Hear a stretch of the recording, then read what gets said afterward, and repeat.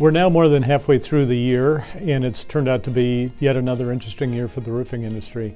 I think it's especially interesting because the forecasters, most of the forecasters at the beginning of the year predicted that we'd have a robust housing market this year, and we'd have a relatively flat commercial industrial market for the roofing industry. And what's turned out to happen is almost just the opposite. The housing market has been relatively flat. Commercial industrial market has been relatively strong. A lot of that, of course, has to do with the weather, as it always does in our industry. We had a rotten winter that caused the industry to slow down a lot in the first quarter, but also created a lot of work for the balance of the year. So today, as we talk to our members and to our manufacturers, what we're hearing is mostly good news. Most members are busy, most manufacturers are busy, and it looks like the rest of the year is going to be very solid. As the industry improves, however, we develop some new issues, and at the top of the list for us is the issue of our workforce. And very simply, the issue is, where do we find workers, how do we train them, how do we keep them in the face of some demographic and policy issues that are really affecting us. Fundamental problem for the roofing industry is that the country is getting older, and there aren't as many young people coming into the trades as there were, say, 20 or 25 years ago.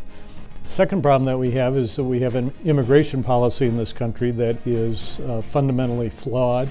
It's not working and needs to be fixed, but we have a Congress that's unwilling to deal with it in an election year. So NRCA has taken on a strategy that includes 4 different programs that I think are really interesting and potentially incredibly helpful for the industry.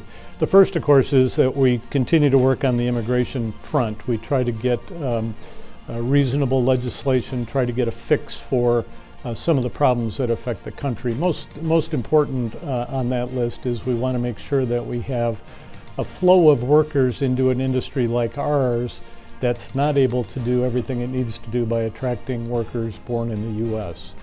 Second thing we're doing is working with a company called Bilingual America, which does cultural and leadership training for employers who employ Latino workers, and also does cultural and leadership training for Latino workers who work for U.S.-owned companies. There's some really exciting possibilities, I think, with that relationship. Third, we're working with schools of construction management, trying, first of all, to get more roofing-related material into their core curriculum, and then second, make their students aware of the great career opportunities that are available in the roofing industry. And fourth, and finally, and certainly not the least, is we've begun working with the Department of Defense to help find careers for returning servicemen, for National Guardsmen and women, and for reservists. It's interesting that that population, people who are generally well-trained and generally have a good work ethic, the unemployment rate is significantly higher than it is for the general population. So we think there are some really good opportunities there. So we're going to continue to work on all 4 of those initiatives through the balance of this year and beyond. And in the meantime, we hope that our members continue to have a healthy, safe, and prosperous year.